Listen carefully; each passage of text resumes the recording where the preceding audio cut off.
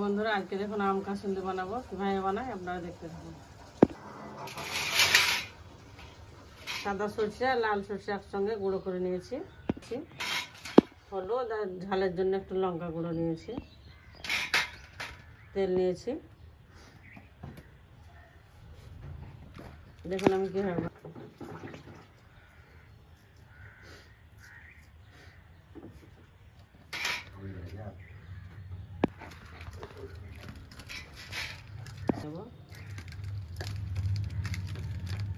এভাবে বাড়িতে একবার হলে আম কাসুন্দি বানিয়ে খাবেন, দেখবেন খুবই ভালো লাগবে।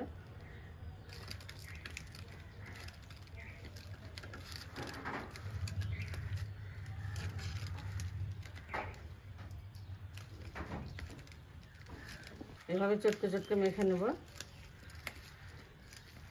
মেখে নেব।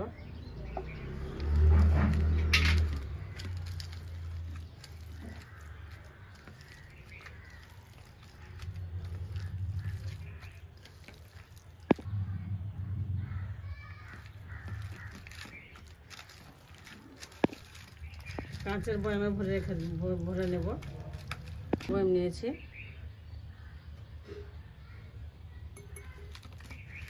ভরে নেব।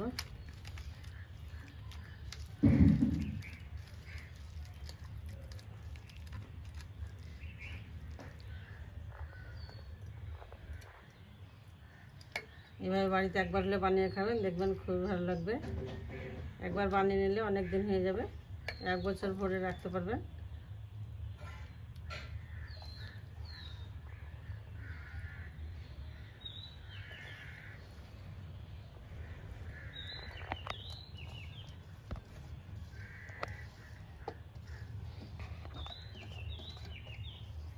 আমি 2টো আমে করেছি, আপনারা 3টে 4টে যেরকম করবেন আপনারা করতে পারেন।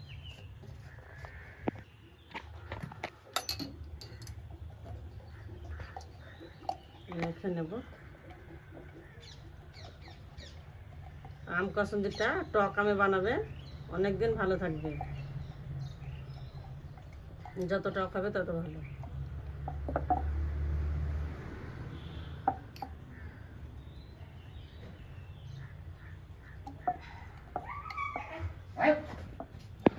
তো ভিনেগার দিয়ে দেব,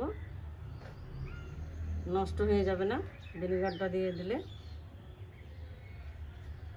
1 চিপি তাহলে থেকে যাবে। বন্ধুরা যদি আমার আম কাসুন্দিটা ভালো লেগে থাকে অবশ্যই লাইক কমেন্ট শেয়ার করবেন আর আমার চ্যানেলকে সাবস্ক্রাইব করে দেবেন বন্ধুরা।